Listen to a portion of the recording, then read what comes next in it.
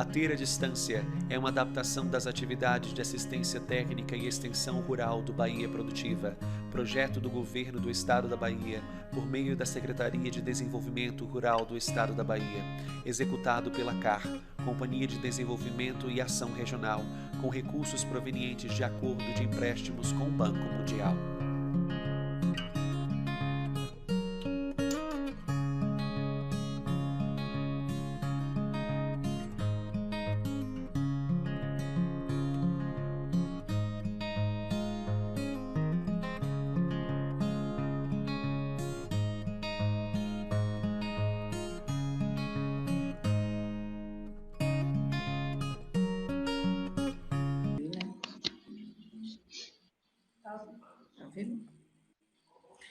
Boa noite a todos. Para quem não me conhece, meu nome é Elza Mendes, sou assistente social, responsável pela coordenação pedagógica do lote 25 Bahia Produtiva, por meio da Copersuba, cooperativa e atuante há mais de 20 anos, a qual eu me sinto bastante honrada em fazer parte dessa equipe e também em estar atuando nesse lote com experiências incríveis e enriquecedoras. Estamos aqui hoje com mais uma discussão virtual referente ao Até à Distância, que é uma adaptação das atividades de extensão técnica,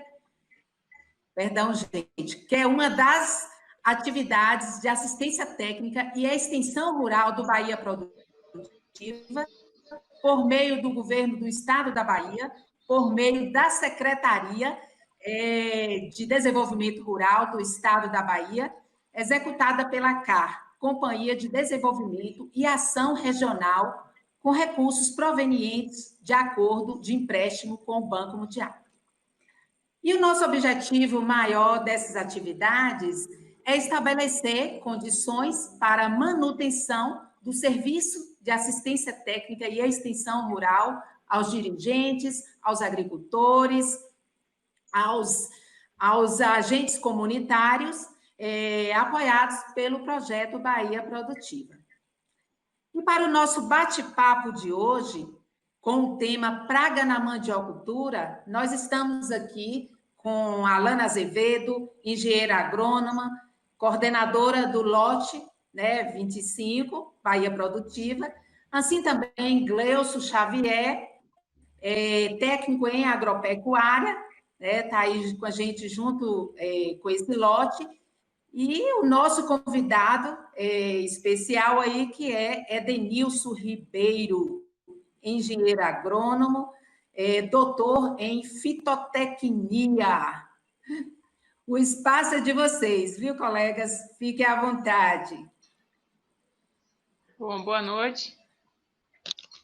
Boa noite a todos. Elza já fez uma apresentaçãozinha nossa. Bom, meu nome é Alana Azevedo. Para quem não me conhece, eu sou engenheira agrônoma, coordenadora de campo dessa equipe de lote 25. E hoje a gente está aqui com um convidado para falar um pouco sobre a praga da mandiocultura, né? É um colega meu, foi um colega de turma, trabalhou aí bastante nessa área de entomologia, que é essa área que estuda bastante a atuação das pragas, né, na agronomia.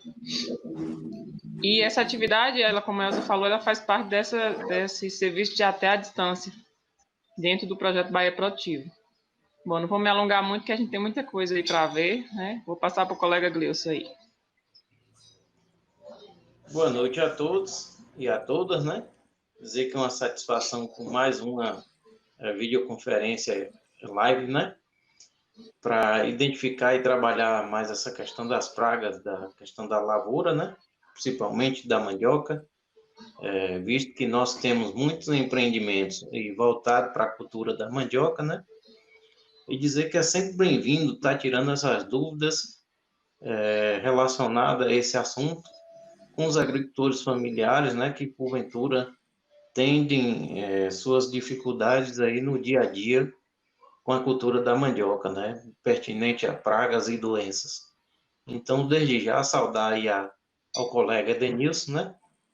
Que vai nos ajudar aí nesse sentido de tirar muitas dúvidas relacionadas à questão das pragas e doenças do cultivo da mandioca. Mas desde então vamos prestigiá-lo e ouvi-lo, né? Obrigado. Essa bola aí, Dena, para você. Bom, boa noite, pessoal. Essa é a minha primeira experiência, né, em um bate-papo virtual, e eu gostaria que isso acontecesse presencial, mas por alguns motivos, infelizmente, muito tristes, que a gente está fazendo. Eu estou passando por essa experiência pela primeira vez. Inclusive, estou com cabelo grande, né? Estou sem cortar porque estou morando com meus pais. Estou aqui cuidando deles, prendendo eles em casa e saindo para resolver as coisas. E estou com receio até de cortar o cabelo e estou com todo esse cuidado e essa preocupação. Tá certo, Dena. A gente tem que se adaptar, né? Bom, eu sou engenheiro agrônomo, formei juntamente com minha colega Alana, fiz mestrado e doutorado em fitotecnia. No mestrado eu trabalhei com bicuda do algodoeiro, como o próprio nome sugere, uma praga, a principal praga do algodão, sobretudo na região oeste da Bahia, que é a região maior produtora do nosso estado, lembrando que a Bahia é o terceiro produtor. E no doutorado eu trabalhei com ácaro rajado em amendoinzeiro e morangueiro, com aplicação de silício e verificação dos seus efeitos na biologia do ácaro. E a questão da mandiocultura ela é importante de uma forma muito especial para mim, porque eu sou do município de Cândido Sales, especificamente da zona rural, um lugarzinho, uma comunidade chamada Lagoa Grande. E Cândido Sales, apesar de ser pouco conhecido, já foi um dos maiores produtores do Nordeste e também do Brasil de mandioca. Assim, eu não sou um conhecedor profundo da cultura, no entanto, convivi durante meus 22 anos, que foi quando eu saí de Lagoa Grande, com a cultura praticamente todos os dias. Claro que em forma de subsistência, nada muito técnico, mas eu presenciei algumas pragas e vou tentar transferir um pouco do meu conhecimento e aprender também sobre as principais pragas da cultura da mandioca. Então, acho que para começar falando da cultura da mandioca, ela é talvez a mais brasileira das culturas. O seu centro de origem é na Amazônia, ou seja, na Amazônia que estão encontrados a maior quantidade de variedades dessa cultura. A mandioca é da família Euphorbiaceae e tem diversas utilizações, tanto do seu da sua planta, de forma integrada, como de alguns subprodutos. Por exemplo, a planta, a parte aérea, ela pode ser utilizada na alimentação animal, devido à grande quantidade de proteína presente nas folhas. E da raiz pode ser fabricada a nossa farinha, pode ser feita a fécula, tanto fécula doce quanto fécula azeda, que é utilizada na fabricação de polvilhos e biscoitos em geral. E temos também a mandioca de mesa, conhecida como mandioca mansa, macaxeira. Isso varia muito de região para região, conhecido também como mandioca. E é uma cultura extremamente importante. Recentemente, a ONU colocou que a mandioca, devido ao seu grande potencial de produção, ela é um potencial alimento para matar a fome do mundo. Então, é uma cultura realmente muito importante, sobretudo pela sua capacidade de produção. Ela pode, alguns estudos já, claro, com a cultura em condições, as melhores condições possíveis, cheguei, em condição de laboratório, a produzir 120 toneladas por hectare. Mas isso em campo, ela não... Obviamente que muito possível que não vá se repetir. Nós temos uma produtividade em torno de... As melhores produtividades ficam em torno de 25 toneladas por hectare, que são obtidas no estado do Paraná, que é o segundo maior produtor. O primeiro produtor é Amazonas, que é o centro de origem da mandioca.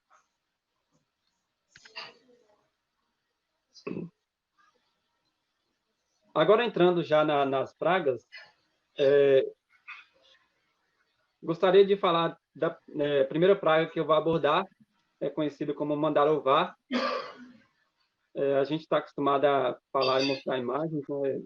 Infelizmente não vai ser possível. Seria bastante útil, né, para identificação, melhor identificação em campo.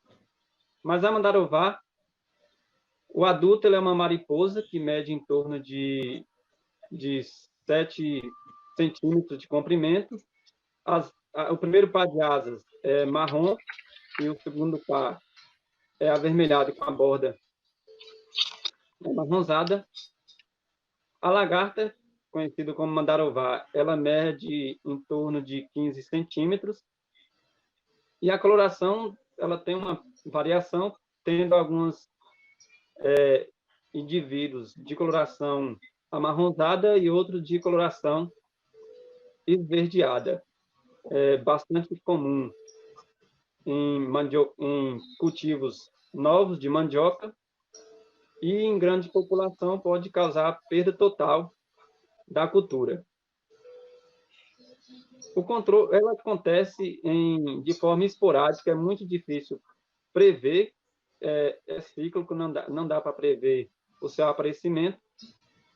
Entretanto, o que se sabe é que ela, em anos chuvosos, muito chuvosos, a tendência é que ela apareça, a chance dela aparecer é bem maior. O seu controle, ele pode ser feito de forma cultural. O cultural é feito através da aração. A aração, além de destruir algumas pulpas, ela também expõe as outras pulpas à temperatura do sol, que pode matá-las. Em cultivos pequenos, o controle pode ser mecânico. Por exemplo, se você tem alguns pés de mandioca no quintal da sua casa, mandioca de mesa em especial, para consumo próprio, você pode coletar as lagartas e esmagar. Dena, desculpa lhe cortar, só para complementar, para você entender assim, passar um pouquinho do perfil dos agricultores nossos, né, que a gente atende.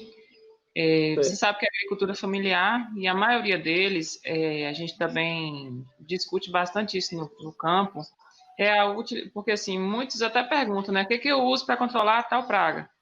A gente sabe que tem muito produto químico que a gente inclusive não recomenda, a gente recomenda realmente o controle cultural, o controle físico, que não use realmente o uso de produto químico, até porque não tem produto registrado para essas pragas para mandiocultura, né? Não tem. Então, assim, os agricultores, de forma geral, eles não utilizam produto químico, é feito realmente de forma, como você está falando, né? São pequenos plantios, em sua grande maioria, são áreas pequenas, então, esse controle, ele realmente é feito dessa forma mesmo, como você está citando aí.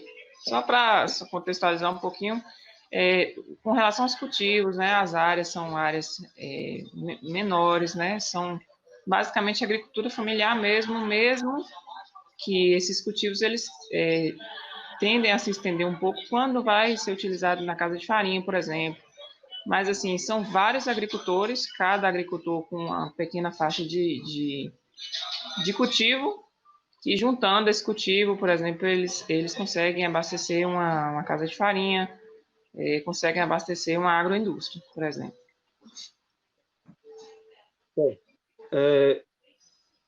Até porque, como a Alana bem disse, né, a mandioca, ela, infelizmente, ou felizmente, tudo depende muito do ponto de vista, ela tem muito pouco produto químico registrado. E eu costumo dizer que, quando se trata de produto químico sintético, né, a melhor aplicação é aquela que não é feita. Assim, o uso de produtos químicos sintéticos, ele deve ser o último recurso do produtor. Em uma agricultura convencional, claro. Na agricultura orgânica, ela nem A pode agroecológica também é.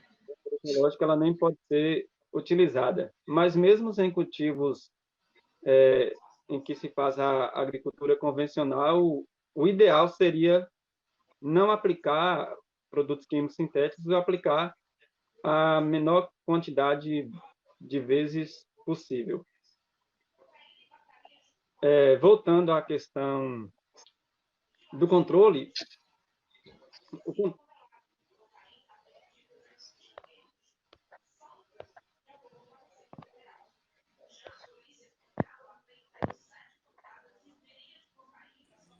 Eu acho que voltou. A internet que esses dias está... Deu uma cortadinha aí, seria bom você iniciar aí, viu, Débora? Voltou. Pode ir lá, Débora. Voltou? Voltou. Pronto. Voltou. Ok. Pronto. Voltando, o controle, inclusive até para essa praga, para mandarová, eu não encontrei nenhum trabalho que faça a recomendação de produtos químicos, até porque não tem produto registrado para a cultura da mandioca.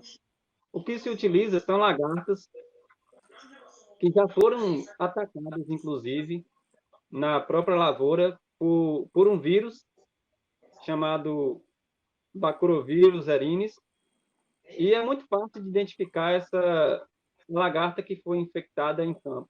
Ela fica presa apenas pelas pernas traseiras na planta e com aspecto mole. E o recomendado é que sejam utilizadas lagartas que tenham sido infectadas recentemente. Isso é muito fácil de identificar em comparação, tendo duas lagartas para fazer um comparativo. A lagarta que tem mais tempo que foi infectada, ela fica com aspecto de podre, e a chance de sucesso usando essas lagartas é menor do que usando lagartas que foram infectadas a uma menor quantidade de tempo. O recomendado para o controle é que se utilize em torno de 18 gramas de lagartas que foram infectadas, que estejam nessas condições, 18 gramas pega um liquidificador, obviamente um liquidificador que é utilizado unicamente para aplicação para produção de produtos fitossanitários, bater 18 gramas, mais ou menos 18 gramas dessa lagarta no liquidificador, diluir em 200 litros esse volume para aplicação de 1 hectare. A quantidade que vai ser utilizada em plantios maiores vai ser só fazer a multiplicação, né, de 18 gramas a cada hectare, com uma utilização de uma cauda de 200 litros. Embora esse produto seja um produto recomendamos sempre que estejam utilizadas os equipamentos de proteção individual, né, os EPIs, que são utilizados para as aplicações químicas convencionais.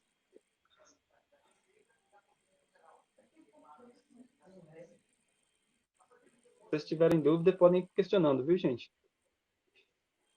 Uhum. Tá tudo ok? Alana, Ok. você está com o microfone desligado, Alana.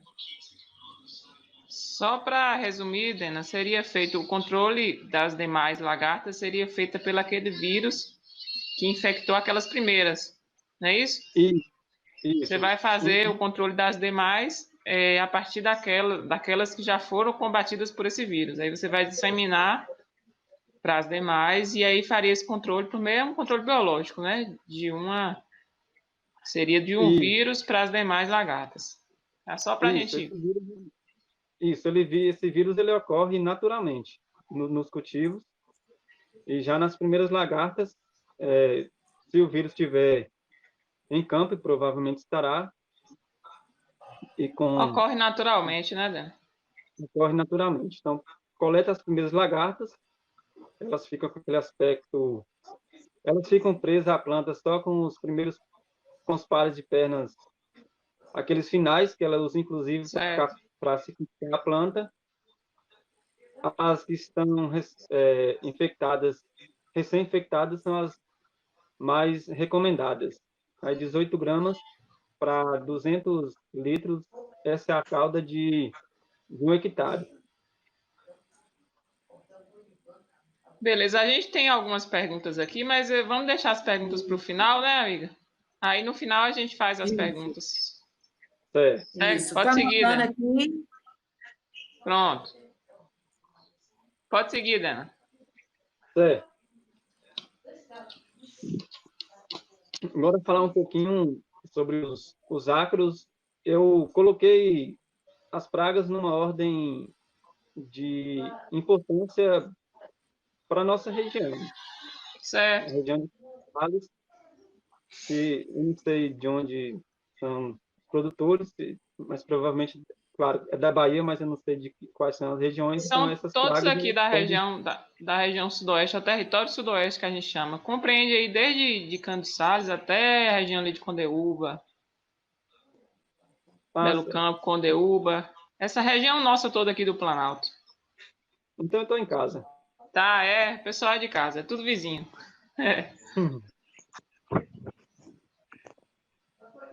Bom, gente, sobre os ácaros, existem principalmente 3 ácaros, pragas, 3 gêneros, na verdade. O primeiro gênero é Mononichellus, tetrânicos, que é o ácaro rajado, que eu trabalhei no doutorado, do gênero tetrânicos, e o que ocorre na mandioca é o Tetrânicos urtice, e também ocorre ácaros do gênero Poligônicos. E para os ácaros, os monoquiquelos, eles ocorrem nas folhas jovens da planta, ou seja, na parte superior, e os tetrânicos ocorrem nas folhas medianas e basais. Isso favorece o ácaro porque eles não vão competir entre si por alimento. E os sintomas eles são bem parecidos. Ocorrem o aparecimento de pontuações cloróticas, ou seja, pontuações amareladas evolui para esbranquiçadas para os 2 ácaros, e à medida que a população aumenta, essas folhas elas tendem a secar e cair, desfolhando toda a planta.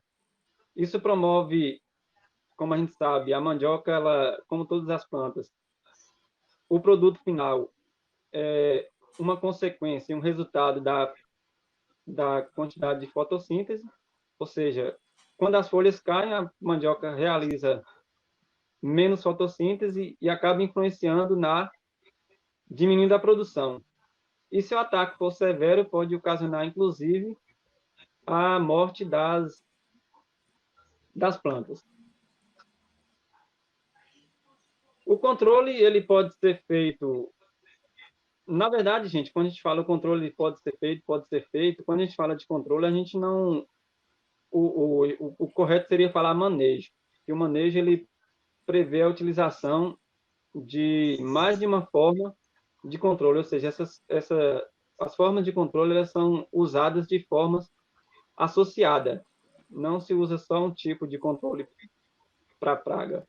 Na verdade, elas têm que ser feitas de forma simultânea e durante todo o manejo da cultura.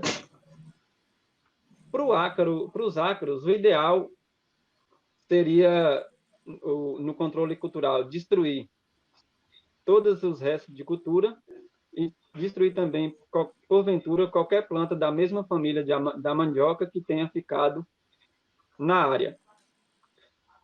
E o controle biológico, ele ocorre também, naturalmente, com ácaros predadores em campo, principalmente da família Phytoseide, que são conhecidos popularmente como fitoseídeos, e tem um ácaro Neosigito manior, que também controla esses ácaros. Eu não encontrei nenhum produto, não sei se tem, que venda os fitoseídeos que fazem controle desses ácaros na cultura da mandioca. Mas tem uma empresa, não sei se pode, não seria exatamente uma propaganda, mas para facilitar o acesso ao produto, pode citar? Pode citar, Pode né? sim. Tem um site... Pode sim, Dena. Biocontrole, lá tem muitos produtos de origem biológica, né, que pode ser encontrada uma gama de produtos para controle de pragas, não só da mandioca, mas como de diversas culturas. Beleza. Né? Alguma dúvida? Tem umas perguntas aqui, mas a gente tem deixa algumas perguntas para o final.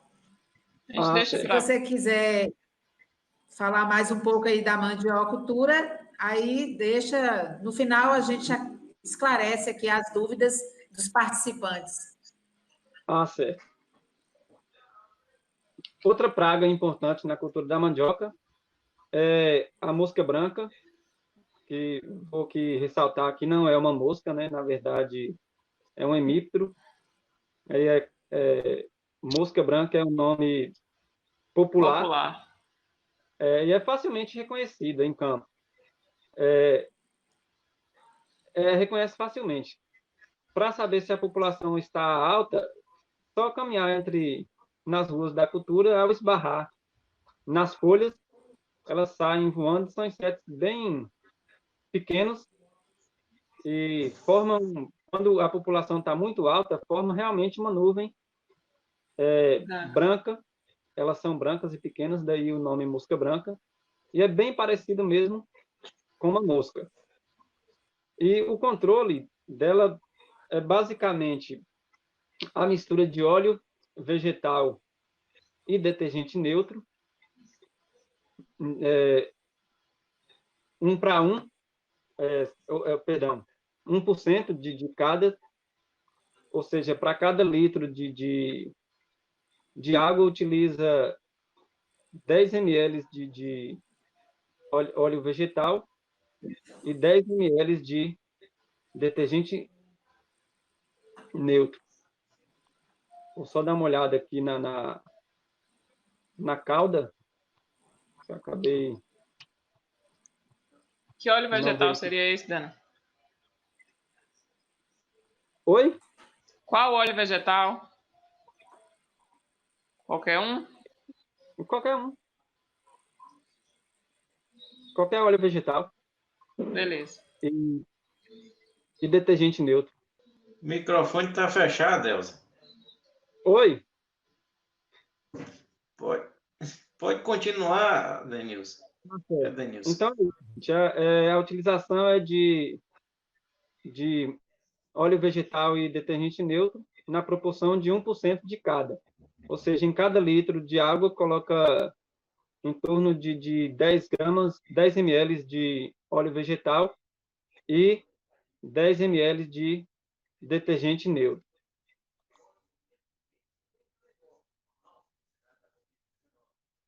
Isso.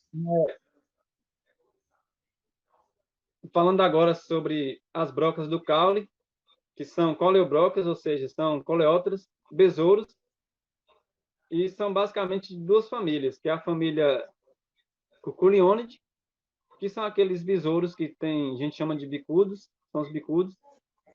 É facilmente reconhecido que ele tem literalmente um bico, né? Daí o nome popular bicudo. E Trambicídio, que é da família dos serrapaus. Para o controle dessas pragas, existem algumas literaturas que falam sobre a utilização de cultivares resistentes. Entretanto, no campo no campo genético de genótipo da Embrapa, Fruticultura e Mandiocultura, todas as variedades encontradas sofreram com ataques dessas brocas. Ou seja, embora seja uma recomendação, seria necessário antes encontrar uma variedade resistente. Dentro desse contexto, os métodos de controle mais recomendados seria a destruição das hastes que foram atacadas, ou seja, dos brotos que foram atacados, a destruição de restos de cultura após o final da lavoura, para evitar que possíveis brocas que estejam presentes saiam dessas hastes e vão infectar a nova plantação. E o principal método de controle é a utilização de maniva semente de qualidade, ou seja, de maniva semente de regiões, ou pelo menos de plantios, em que essas brocas não ocorreram. É muito fácil de reconhecer quando essa broca ocorre em campo, porque no ponto que ela, na haste que ela ocorre, na maniva que ela ocorre a quebra da haste, ou então essas plantas podem também murchar a partir daquele ponto, porque como o próprio nome sugere, broca do caule, ela invade o xilema da planta e impede o fluxo natural da seiva. E Muito por bem, fim, Danilo. eu deixei para falar de formigas cortadeiras, que na região nossa é a principal vilã. E eu vou explicar um pouquinho por que de ser tão difícil de controlar. E sobre essa praga, infelizmente, eu não vou conseguir indicar nenhum controle biológico que seja efetivo, pelo menos até hoje não foi encontrado na literatura. E eu vou explicar o porquê. Bom, as principais formigas cortadeiras, espécies que ocorrem na cultura da mandioca aqui na região, são do gênero Acromyrmex, que são conhecidas popularmente como boca de cisne, reconhecidas em relação a outro gênero, que é a ata. Principalmente para o produtor fica fácil de reconhecer em função do ninho, que a Acromyrmex, o ninho geralmente é menor, e a formiga também é menor. E ela é conhecida como boca de cisco porque no olheiro, que é o lugar que o orifício que as formigas saem para forragear, ou seja, para cortar as folhas, elas formam uma estrutura de vegetais mortos, formando como se fosse um túnelzinho, de onde ela tem acesso ao exterior do ninho. As formigas cortadeiras, elas passam por revoadas, geralmente um pouco antes das chuvas, que ocorre na nossa região em outubro, ou seja, final de setembro, outubro, elas estão em revoadas. Tem a fêmea, que é a fêmea sexuada, que é conhecido como tanajura, e o macho, que é o bitu. Vai um detalhe aqui, no formigueiro, todas as formigas são fêmeas. Não existe formiga macho em formigueiro. O macho é somente o bitu, que sai na revoada, Por que não tem macho no formigueiro? Na revoada, depois que ocorre a cópula, a fêmea mata o macho, ou seja, a fêmea mata o bitu. E se por acaso a fêmea não consiga matá-lo e ele volte para o seu ninho de origem, lá sim as outras formigas vão matar, porque o macho no formigueiro, ele não forrageia, não cultiva fungo. Não serve para nada. Eu vou explicar para vocês como é que funciona todo esse processo, mas ele não forrageia, não cultiva fungo, não carrega lixo, ou seja, o macho só não faz nada, só se alimenta. Então, por esse motivo, ele só corre na cópula e a fêmea mata já na cópula, e se porventura ela não consiga matar na cópula, quando ele voltar para o formigueiro, as outras formigas matam.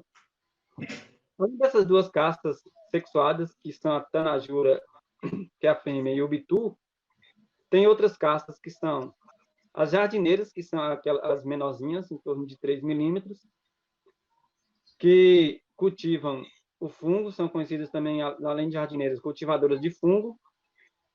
Tem as generalistas, que além de cuidar do fungo, também ajuda a cortar, ajuda a inocular o fungo e a separar o lixo do fungo, ou seja, do alimento das formigas.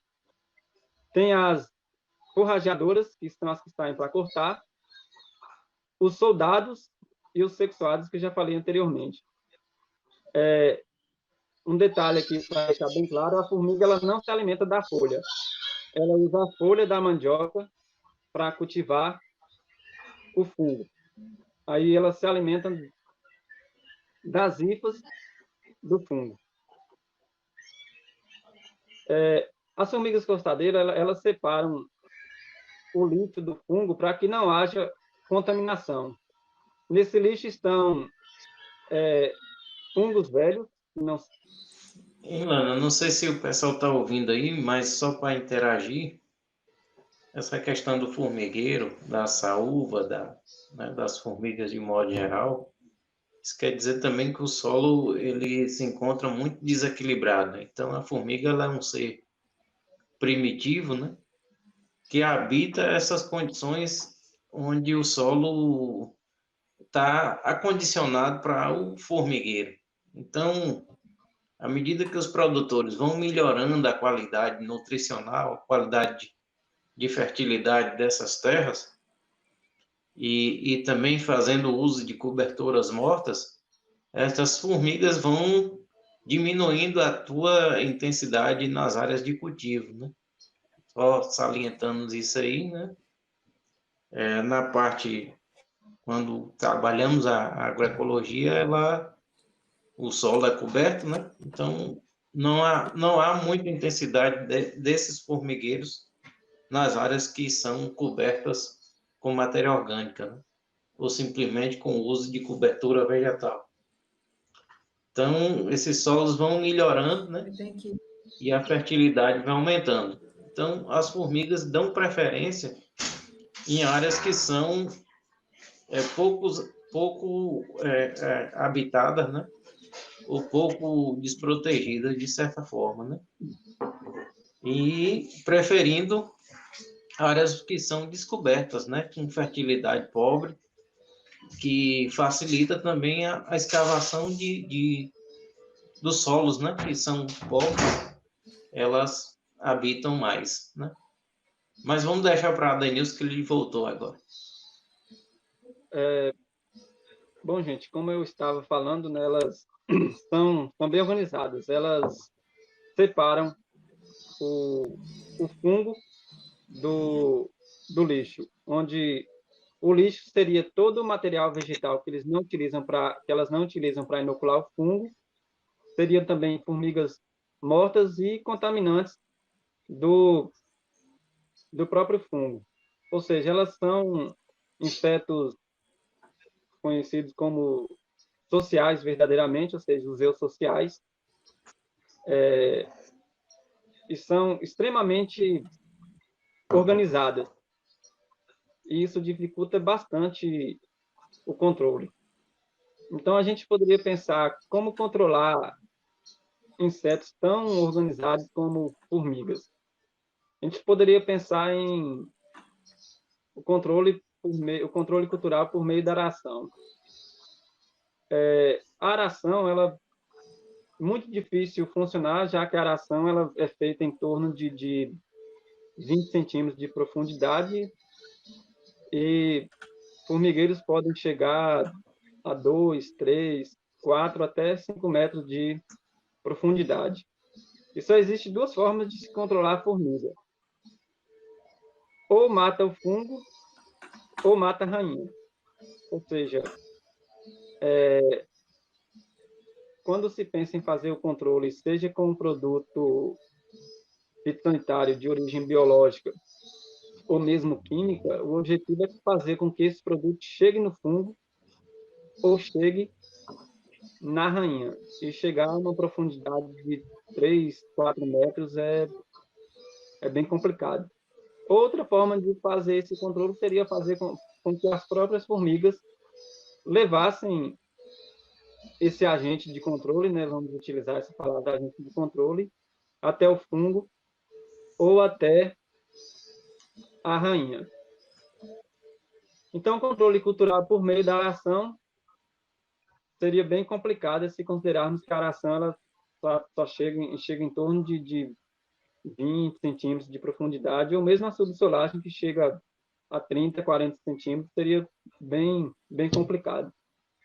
O controle biológico de formigas ele já acontece de forma natural, ou seja, a natureza já tem agentes biológicos de controle, como os próprios pássaros, e os pássaros são bem importantes, ou seja, 95% das tanajuras que voltam de revoadas são controladas por pássaros.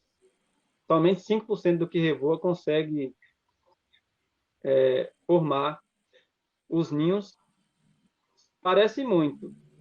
Em termos absolutos, realmente é muito. Mas quando se pensa em ter lavouras livres de formigas, de formigueiros como praga, ainda assim está longe de ser o suficiente. O controle químico natural, eu descobri, inclusive, essa semana, tem um pessoal utilizando a manipoeira, jogando em torno de 3 litros de manipoeira por ninho. Manipoeira é o resíduo, né, da indústria de mandioca, sobretudo de farinheira, aquele líquido que é extraído por meio da prensagem. Algumas regiões, aqui na região a gente chama de água de prensa, né? E é conhecido também como manipoeira. Recomenda-se a utilização de 3 litros por ninho. Eu não consegui encontrar nenhum trabalho que evidenciasse que isso fosse efetivo, mas se a gente pensar, por exemplo, para acromímex, que são as bocas de cisco, a chance de ser efetiva é maior, já que o ninho de acromímex ela é bem menor do que o ninho da ata, em torno de 70 centímetros, 1 metro. É difícil encontrar ninho maior do que isso de acromímex. Então, esse produto chegaria mais fácil no ninho, tanto no fungo quanto na rainha. Então, assim, a probabilidade de sucesso no controle, eu acredito que ela seja real e bem possível de acontecer. Já para a ata, eu confesso que acho um pouco complicado. Assim, no geral, eles recomendam que despeje esses 3 litros e feche o olheiro, que é o orifício por onde as formigas saem para fazer o forjamento, e dessa forma impedir que as formigas saiam do formigueiro enquanto o produto age. Dena, e assim, oi. Tem uma pergunta aqui de Arlete, até amiga nossa, né, Arlete? Um abraço, minha amiga. Ela até colocou a questão da manipoeira, né? O uso da manipoeira pode ser eficiente para o controle de alguma praga da mandiocultura. Assim, é uma pergunta, mas aí eu estou vendo como você já está respondendo, né? Só para a gente já contextualizar essa pergunta.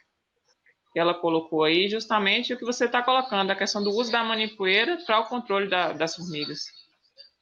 Ela perguntou se a manipoeira pode ser eficiente para algum controle, aí você já está adiantando aí a resposta, entendeu? Ah, sim. Já que abriu o parênteses, eu gostaria até de deixar aqui.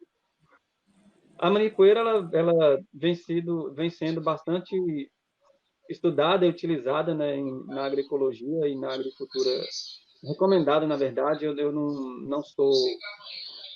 não conheço muitos produtores agroecológicos nem da agricultura orgânica, infelizmente, né, preciso conhecer um pouco mais, mas a manipoeira, ela tem diversos benefícios, né, além de ser utilizada no controle de diversas pragas, inclusive pode ser eficiente para a mosca branca, eu não encontrei nada, mas como ela é utilizada para insetos menores e pulgões, outros hemípteros em outras culturas, é possível que seja eficiente também para a mosca branca. Só que para controle, o uso dela como controle de pragas e quando a aplicação é feita diretamente sobre a cultura, é necessário fazer a diluição, além de deixar uns 2, 3 dias exposta em campo, é necessário fazer a diluição de em torno de 4 litros de água por 1 de manipoeira, que além de fazer o controle de pragas, também fornece diversos nutrientes. Ela pode ser utilizada também como fonte de micronutrientes e alguns macros, controle de plantas daninhas, enfim, a manipoeira ela tem sido bastante estudada em todos esses aspectos. Beleza. O que vocês acham de agora a gente externar as perguntas dos participantes? A gente já está chegando aí a 48 minutos. Pode ser, Dena? Pode ser? Pode, perfeito. Pronto. Vamos ver aqui qual foi a primeira pergunta. Foi de... Aperta aqui, cara. Só clicando nisso. Diego.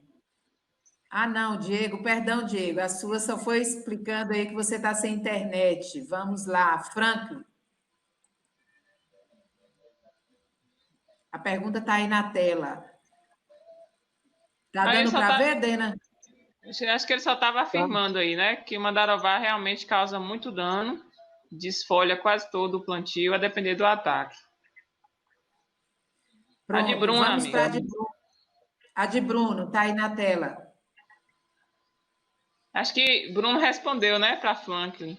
O controle biológico é a melhor alternativa para esse problema e bastante eficiente também. A pergunta abaixo, amigo, Vamos Guimarães. lá, a de Guimarães.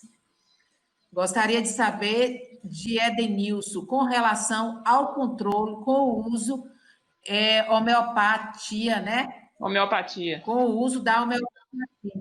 Já houve alguma coisa sobre o uso na agricultura? Você tem algum conhecimento sobre isso? Seria o uso da homeopatia no controle de alguma praga?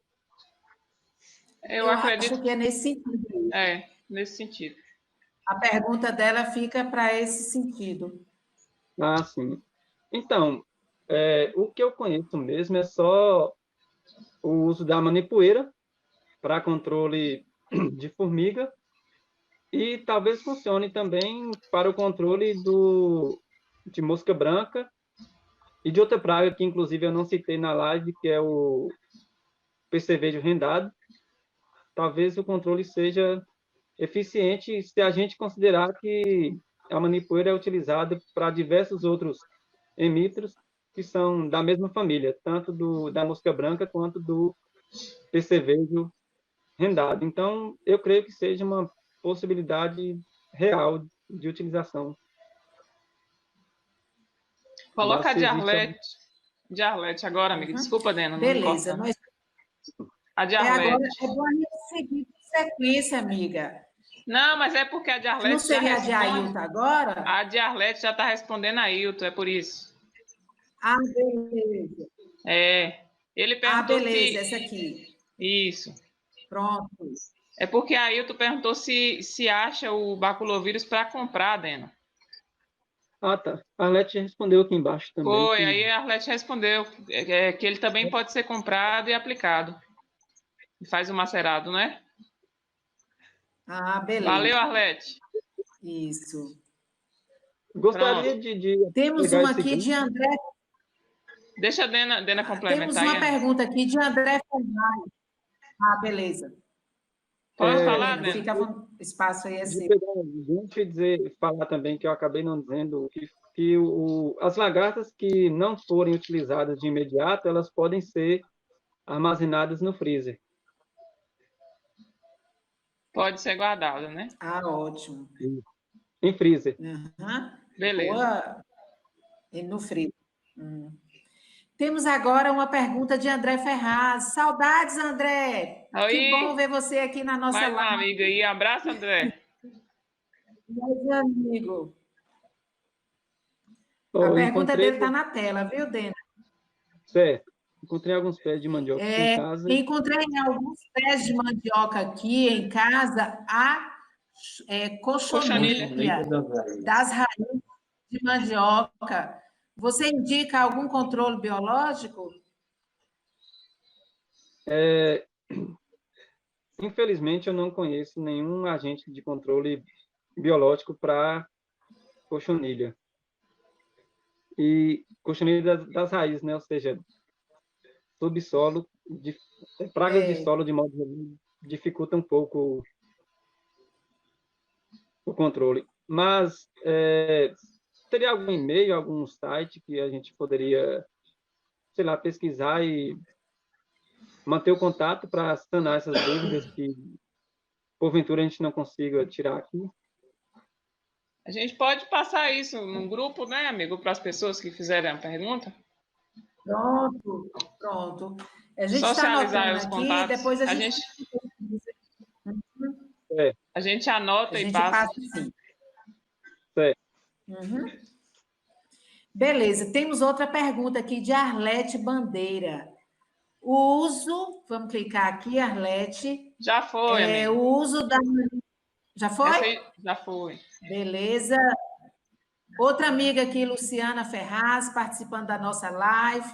Muito obrigada. André Ferraz, outra pergunta aqui. O plantio de gergelim, principalmente o preto, pode apresentar bons resultados no controle de formigas, uma vez que os fungos oriundos da fermentação das folhas no interior da colônia São tóxicas para as crias. Com isso, o formigueiro não prolifera e as formigas migram para outros locais. Aqui ele colocou que o uso do gergelim, né, pode ser utilizado para o controle das formigas. André é um técnico agrícola também, né? Até trabalhou com a gente, André. Futuro colega nosso aí também, está estudando agronomia, logo está formando, né, meu amigo? Contribuindo aí com a gente, valeu. Desculpa aí, André, eu não vi a sua pergunta aí na sequência, viu? Mas aí a Alana complementou. Deixa-me ver se tem mais outra. Uma pergunta aqui de Ailton. Dena, acho que queria complementar aí, Dena. Espera aí, amiga. Dena, acho que queria. O gergelim, realmente, eu já vi alguns trabalhos, assim, só que eu não consegui ver se teve um resultado efetivo. Assim, sobre as formigas cortadeiras, eu gostaria de deixar um link.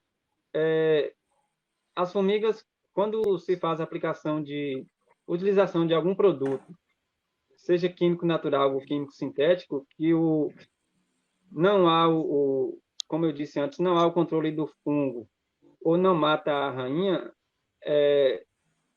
o que o formigueiro faz? Eles param a atividade durante um período que, embora alguns produtos não façam o controle efetivo, mas certamente altera toda a estrutura organizada que existe no formigueiro, elas cessam a atividade e vão reorganizar o ninho, ou seja, os fungos que porventura foram contaminados, eles vão fazer a limpeza e carregar para a câmara de lixo, ou seja, separar o fungo do lixo, e vão demorar um tempinho até reorganizar todo esse ninho. Entretanto, com o tempo, elas podem retornar à atividade de forrageamento. E esse tempo ele varia bastante de acordo com, vamos usar a palavra, o estrago que o produto, que o agente de controle fez no ninho. Então, é interessante. Temos agora... Interessante, depois da aplicação da utilização de qualquer agente de controle, verificar posteriormente se do mesmo ninho, se as formigas voltaram a forragear ou não. Assim, só com o tempo para saber se o controle foi de fato efetivo. Isso. Beleza, Brena. Nós temos aqui agora uma pergunta aqui de Ailton Palmeira, ele que é... Guimarães, Ailton Palmeira.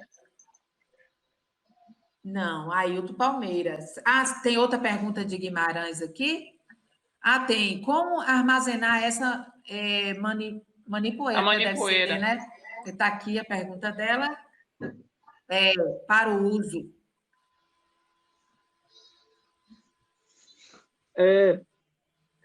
Sobre o armazenamento, eu nunca encontrei nenhum trabalho assim, eu também nunca pesquisei a fundo, mas essa manipoeira, geralmente, quem encontra, acho que nem deve ter, vou procurar depois para saber se tem alguma coisa realmente, porque ela é muito fácil de encontrar, né?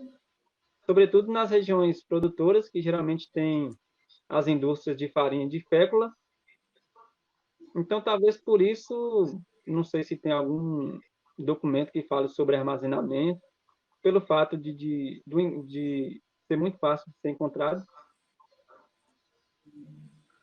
Mas aí a gente pode estar fazendo uma pesquisa também, né, Alana? E a gente lança aí no grupo para ver uma forma de estar passando para os participantes. A nossa pergunta agora vem de Ailton Palmeira, ele que é do município de Anangé, presidente da comunidade Vaquetal. Abraço aí para todos, Ailton. A pergunta dele é o seguinte: a manipoeira interfere no pH? Deixa eu clicar aqui, que aí vai para a tela, né? Pronto. A manipoeira interfere no pH do solo? Em caso de uma quantidade maior jogada nos formigueiros? Duas perguntas aí. Bom, como a manipoeira ela tem diversos minerais, né, na sua composição, certamente há alguma influência no pH, e se vai aumentar ou diminuir vai depender muito do balanço nutricional da planta, que consequentemente vai refletir no balanço nutricional das raízes. Mas, assim, pensando se a gente for pensar na utilização de controle de pragas, das pragas aéreas em geral, esse efeito ele é irrisório. E em caso da utilização nos formigueiros, como é uma quantidade, apesar de ser uma quantidade concentrada, 3 litros, que é bastante, mas por ser jogada no formigueiro, esse líquido ele vai descer, se for acromímex, ela vai descer em torno de 70 centímetros a 1 metro. Se for do ATA, vai descer em torno de 3, 4 metros. Então, assim, o efeito sobre o pH do solo é irrisório, assim, não causa grandes problemas. Beleza. Nós vamos agora para a pergunta de Arlete. Outra pergunta aí de Arlete. Ela Pergunta: dentre os tipos de controle de pragas da mandiocultura, quais são os mais utilizados pelos pequenos agricultores da região? Agora eu não sei qual é essa região. É a região nosso A território, nossa. Arlete? Eu acho que é a nossa. A nossa. Falando da realidade dos produtores daqui de Cândido Sales, eu também não sei como anda a produção nos outros municípios da região. A produção aqui em Cândido Sales, infelizmente, ela é uma agricultura de subsistência e os produtores, infelizmente, não lançam mão de nenhuma tecnologia, nem de controle, nem de... Quando muito, utilizam o espaçamento correto. Infelizmente, essa é uma realidade do município de Cândido Sales. Eu não sei como funciona os outros municípios da região. Então, infelizmente, eles não utilizam nenhum método de controle biológico. No caso, o único controle que é feito mesmo é o controle de formiga cortadeira. O que se tenta fazer, pelo menos. A realidade é geral, Dani. Assim, É geral? É geral. Para a região toda, os agricultores que a gente trabalha também, a maioria deles, ou um controle simples, né? Vê ali alguma praga, faz uma captação, ou coloca fogo no resto de cultura, né? Não deixa exposto na área para não passar para outros. Mas assim, são controles simples mesmo. O que a gente tem também de orientação a gente passa. Mas é bem, como você falou, é subsistência mesmo. E é bem simples esse controle. Não tem muito critério, assim, não é realizado. Gleus pode colocar alguma coisa. Gleus tem muita experiência na área de mandiocultura aí também, Gleus? Já trabalhou nessa área aí de Cândido Sales também, Belo Campo?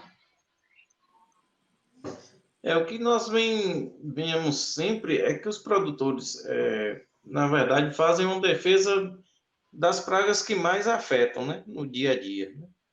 No geral, o principal problema que a gente vê é que, assim, não há uma preocupação relacionada à questão de solos, né, de um modo geral. Em todos os municípios que a gente vê, o produtor ele não se preocupa muito com a questão do solo. E isso faz com que o solo empobrece, então a resposta da cultura é sempre menor, né? Principalmente relacionada à questão da mandioca.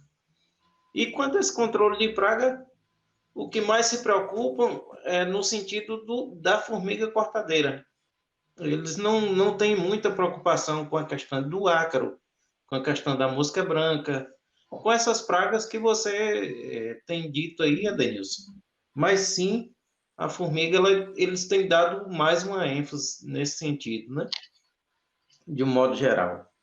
Mas são verídicos, né, os casos de formiga, de mandarová, da lagarta, né?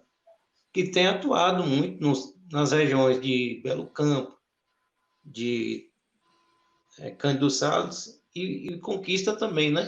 Trazendo grandes danos econômicos. Inclusive, talvez não dizimando aí toda a lavoura, mas, enfim, tem aquela preocupação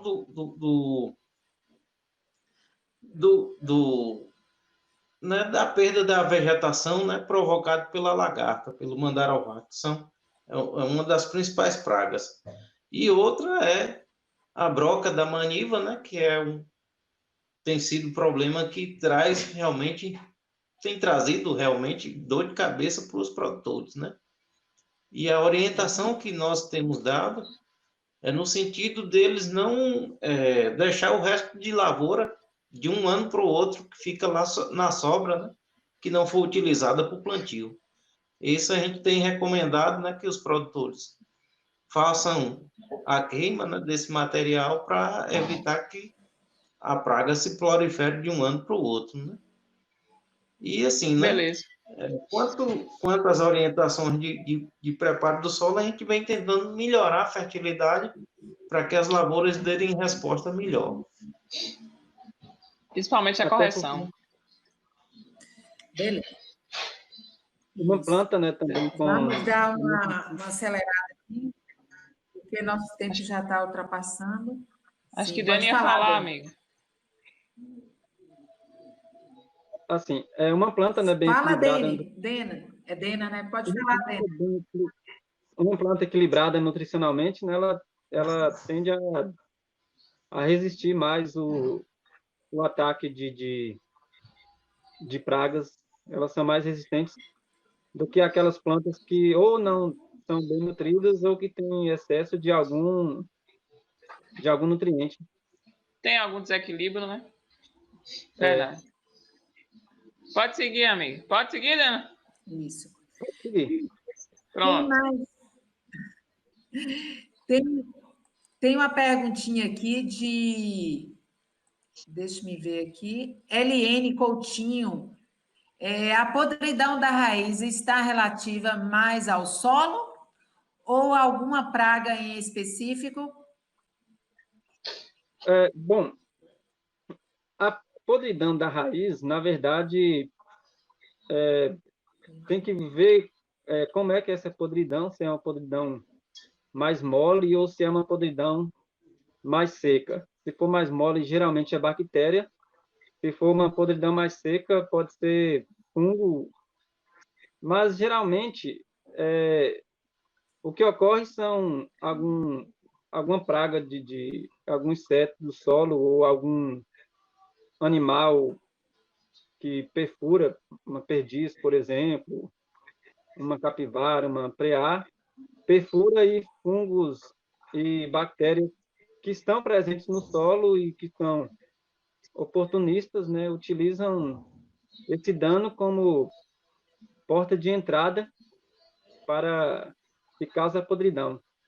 Embora a gente entraria um pouco no campo das doenças da mandiocultura, e eu realmente não sei se tem alguma doença que pode causar essa podridão.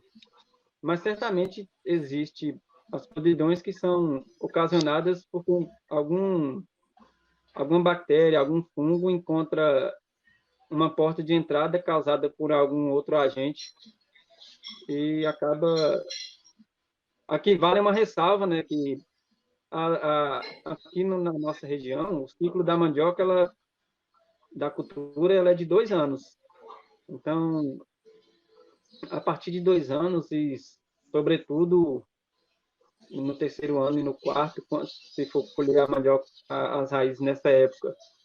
E à medida que aumenta a quantidade de chuvas, a chance de ocorrer a podridão das raízes em mandiocas velhas ela é bem maior. Ou seja, fazendo a colheita no período correto já minimiza bastante esse problema. Beleza. Eu acho que a pergunta acho que a Arlete aqui acabou respondendo também aí, não foi? Isso, o inóculo. A Arlete respondeu sobre o inóculo, né? Que pode ser comprado ou pode ser produzido. Sobre o vírus que a gente já tinha falado antes. O baculovírus. O bacilovírus. Aí tem uma outra pergunta aqui de Franklin. Contra a cochonilha, poderia ser adotado o uso de manivas saudáveis, isentas de contaminação por pragas e doenças? Tá. Na verdade, é uma afirmação. É uma afirmação, é contribuição, né? Isso. Tem um método que eu acho que aqui em Campos Sales, o pessoal utiliza de forma sucessiva de uma geração para outra. Eles não trocam de clone, ou seja, eles utilizam a própria maniva semente, os filhos daquela maniva semente para o próximo plantio. Isso é ruim porque vírus, pragas e bactérias e fungos que estão presentes nessas manivas, elas acabam sendo introduzidas na cultura, na plantação que vem sucessivamente. tem um método que é chamado de propagação rápida, que aí é um tema bastante amplo, né? Já seria outra live e tal, que essa propagação rápida ela impede que a própria maniva semente seja fonte de inóculo, tanto de pragas quanto de agentes causadores de doenças.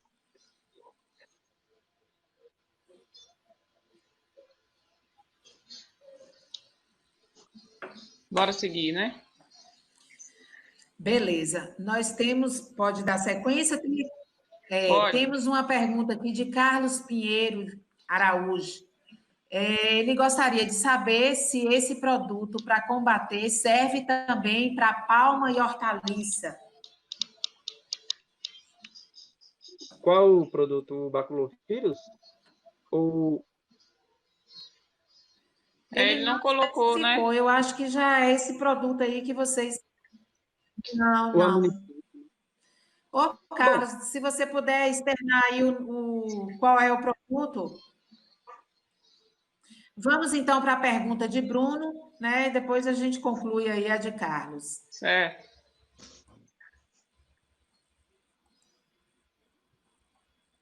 Só um minutinho.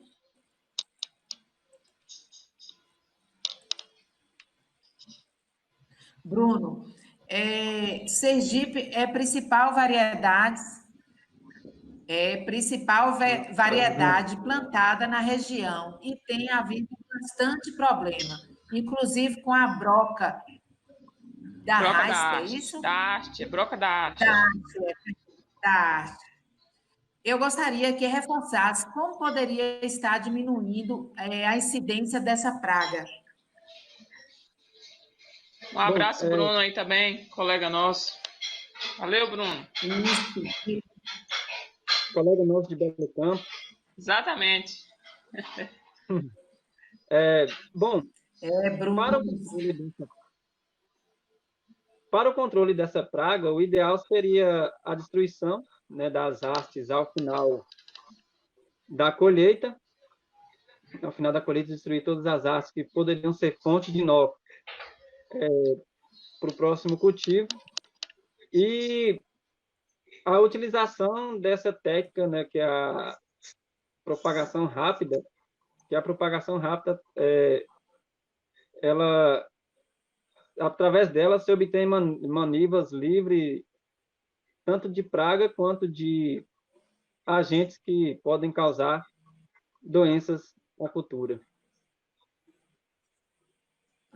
Beleza. Bruno está aqui dando parabéns aí pela sua apresentação, Dema. Só completando aí, Elza. Sim. Eu não sei se dá tempo aí, mas... Sim, pode entrar aí, amigo.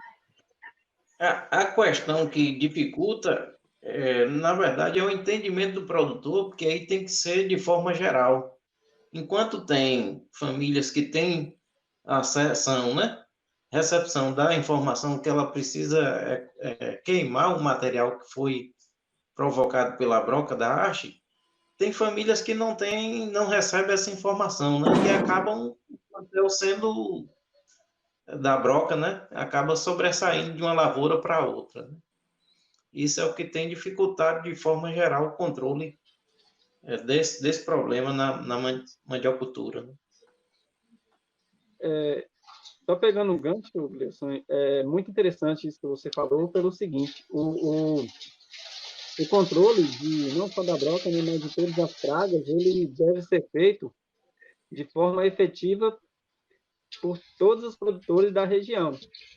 Porque um produtor que não cuida bem da sua lavoura e que essa lavoura possivelmente esteja infectada por pragas, isso vale também para doenças, ela acaba sendo uma fonte de inóculo para produtores da região.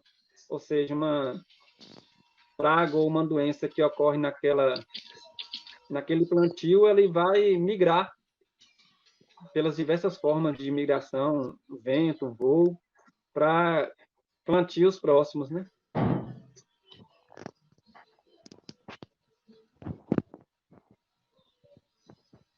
É aquela coisa, né? Não adianta você fazer no seu quintal e o vizinho continuar fazendo lá errado, que do quintal para o outro acaba indo, né? Acaba passando. Isso. Bom, seu Lafayette colocou aqui, dando parabéns, né? Muito boa a conversa. Que venha outras como essa. Obrigado, seu Lafayette. Vou agradecer a Dena aí. E ele comentou aqui que já está começando a ter problemas com perdizes.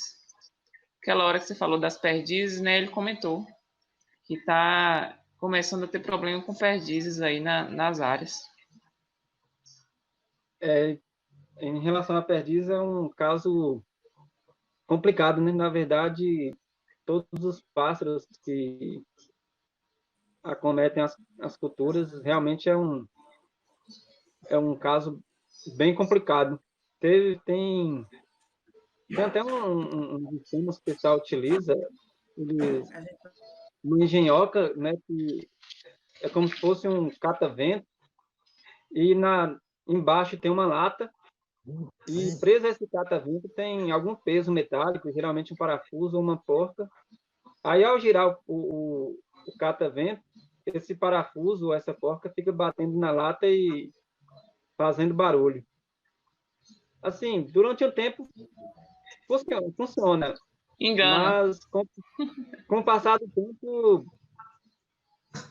os pássaros se acostumam, começam a perceber que aquilo ali não causa nenhuma ameaça, e, enfim, realmente é uma dificuldade tremenda. Assim como aqueles que têm duas pernas também, né? De vez em quando aparece. Bom, eu acho que a gente leu aqui todas as dúvidas, né? Acredito que sim. Bom, vamos dar só um agradecimento aqui para as pessoas que... Seu microfone está desligado, amiga. Pronto, eu quero aqui parabenizar não, agradecer aqui a seu Lafayette. Ele traz para a gente parabéns, muito boa a conversa, que venha outras. A gente está aí com uma agenda lotada, seu Lafayette, para muitas e muitas discussões como essa. Graças a Deus, né, que a gente está aí com essas ferramentas, onde o nosso trabalho não para, né? Então, esse o objetivo maior aí do Até à Distância, né? Tá oferecendo vocês a oportunidade da manutenção, né, dessa assistência técnica e extensão rural, juntamente com todos vocês aí. Então, nós temos muita atividade daqui para frente, né, se Deus quiser. Eu vou passar aqui para as considerações finais aí para os colegas, né, a Alana, a Gleuce e o nosso colega principal aí, a Denilson, para a gente encerrar. Bom, eu quero agradecer aqui a todos os agricultores. A gente tem uma lista aqui, nós não vamos ler, porque senão não dá conta, mas tem a participação dos agricultores, dos ACRs, aos colegas nossos, né, de universidade, de mestrado, de doutorado, que participou aqui com a gente, pessoal das associações, das cooperativas. Então, só agradecer a participação de todos, a contribuição. Foi muito importante, foi muito rica a discussão. Agradecer a Dena também, Edenilson, que se colocou à disposição aí para estar contribuindo, viu, Dena? Valeu. Muito obrigada, o pessoal agradece. Muitas mensagens aqui de agradecimento, de parabenização pela discussão, dando parabéns, falando que quer mais. Tem mais por aí, né? Então, só tenho a agradecer todo mundo, aos colegas aí também. Vou passar a bola aí para vocês agradecerem. Valeu, uma boa noite. Boa noite, né? Eu queria agradecer o nosso colega Adenilson pela brilhante apresentação que ele fez, né? Dizer que, assim, tirou muitas dúvidas dos agricultores que estão nos assistindo aí na apresentação da live, né? E dizer que é sempre bem-vinda a sua participação em qualquer evento que a Copersuba estiver apresentando. Dizer também que é importante que cada vez mais os agricultores participem, né? Esta é uma forma que nós da cooperativa e do Estado também estamos trabalhando a questão até nesse momento da pandemia, né? E dizer que assim é um momento de tirar as dúvidas e a cooperativa também está sempre à disposição aí para qualquer esclarecimento, né? Mas no mais, só agradecer mesmo. O pessoal Isso aí, tá... agora a Edenilson. Denilson. Bom, eu gostaria de agradecer a Gleilson, a Elza, pela oportunidade de estar fazendo essa live, de poder contribuir e de aprender. A educação, a gente tem a oportunidade de sempre, né, que a gente se propõe a falar em público, agora em público virtual, digamos assim, a gente ensina e aprende. A gente volta com mais conhecimento do que entrou. Gostaria de fazer um agradecimento especial à Alana pelo convite, né? E agradecer aos meus colegas que estão participando. Com certeza são muitos outros, mas gostaria de agradecê-los em nome de Bruno, Franklin e Arlete, né, que participou de forma talvez um pouco mais ativa. E gostaria de dizer que eu estou à disposição para outras lives ou qualquer outra oportunidade para tirar dúvidas. E eu gostaria de deixar o meu e-mail, caso algum produtor ou... Isso aí, Dênia. Deixa aí os seus contatos. Edenilson, ou eu passo para a Alana. Eu falo aqui mesmo, né? Que quem está Pode falar, Dena. A gente pode colocar no vídeo também no final. Quem tem e ter o acesso mais rápido. Edenilson, EDNILSON, .eng, de engenheiro, ENG, ponto agrônomo, @gmail.com. Pronto. Aí, através desses e-mails, vocês podem tirar qualquer dúvida, sugestões. O pessoal está dando... Fala, Dena, desculpa. Enfim, só agradecimento mesmo pela oportunidade. O pessoal está te parabenizando aqui, ó, nas mensagens. Ótima palestra. Parabéns pela palestra. E a cooperativa também, a Copersuba agradecendo. Pessoal das associações. O André dizendo que está com saudade. Aparece, meu povo. Depois a gente aparece, né? Agora não pode, não. Por enquanto a gente se vê por aqui. Mas é então, isso. Gente, Pode falar, Lana. Pode finalizar. Eu também agradeço imensamente, né, ao nosso colega aí, Edenilson, né? Edenilson, né? Você é sempre bem-vindo, viu, Edenilson? E nós teremos outras oportunidades e a sua participação será de uma alegria muito grande para todos nós. E, assim, agradecer a participação de todos, né? Se sintam abraçados por nós e esperamos estar com vocês de forma presencial, com nossas atividades de campo, trocando saberes, conhecimentos, o mais breve possível. Eu deixo, assim, o meu abraço muito grande para todos vocês. E logo, logo teremos aí uma nova data para a nossa próxima live, né, amiga? Nas redes, logo, logo. Isso aí mesmo.